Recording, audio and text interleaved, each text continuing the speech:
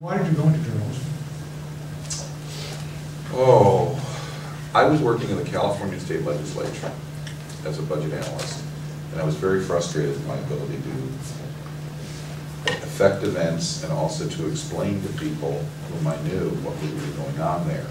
And I discovered that the people in the front row of the spectators gallery at the arena of politics, journalists, not only knew often more about what was going on with the players in the arena because they talked to all the players, not just some of them.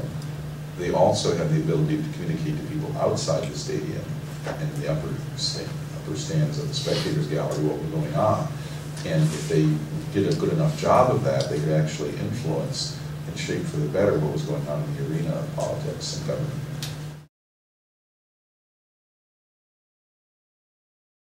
And by the way, this really is a book you should be familiar with because it's going to, as you see in the subtitle, Voter Fraud, Threats on Democracy.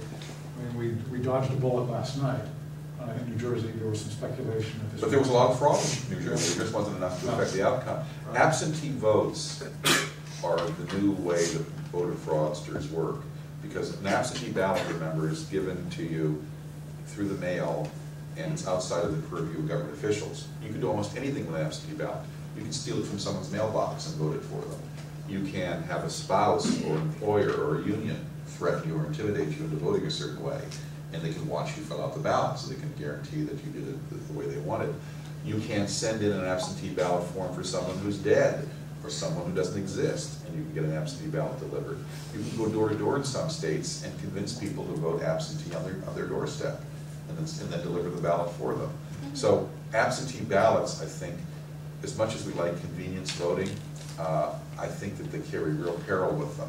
If we want people to be able to vote outside of Election Day, I much prefer early voting, where you go down to a government office in the days before an election and you vote, with proper supervision and proper security and control. The election yesterday may serve as probably not a period, but at least a semicolon in Obama politics. In essence, I guess I'm asking, what are the key Obama victories this year? What are the key defeats? How do you assess this past year politically? He got a stimulus package through. He thought it was a big victory. His economic advisors said in January, if you pass the stimulus package, we guarantee unemployment will not go over 8%. How's that working for you? Unemployment is now 9.8%. I think that the stimulus package was a victory, but you'll probably know from your Greek and Roman history what a Pyrrhic victory is. It's a victory that comes from so high a cost you probably didn't want it. Other victories? Well, let's see. The rest of the world thinks the United States is less of a bully and less assertive and aggressive. And how's that working for us? North Korea is still building nuclear weapons. Iran is still building nuclear weapons. Hugo Chavez is still undermining Latin American countries. So our enemies may think that we're not as mean as we used to be, but they're not changing their behavior as a result of that. And our allies don't seem to be showing any more respect for us in terms of actual policy than they did in the past. So I don't know, if you can come up with other successes of his, I'm happy to hear them. Obama and his associates had cared more about health care initially. If they put that through first, or tried to run that through first, and a stimulus of some sort later on. Or if they, would that have, right now it's getting bogged down, would that have succeeded if that had been the first effort out of the chute? No, because it couldn't be the first effort out of the chute.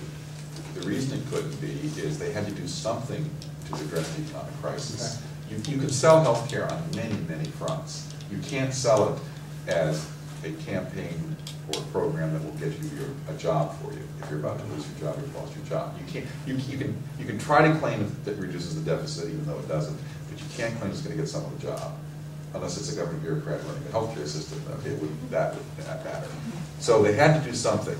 And the stimulus package really wasn't stimulus. It was basically a giant pork barrel spending for all the liberal programs that were on the shelf that Congress hadn't passed all those years.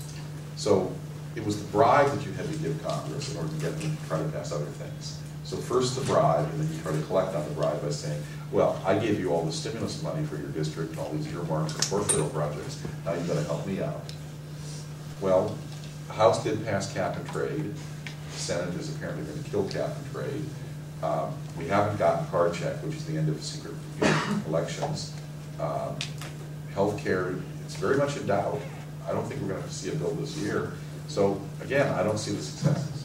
So you're saying that some congressmen who accepted the bribe may be so unethical that they won't actually vote the way they were bribed to vote? Members of Congress cannot be bought. They can only be rented or leased.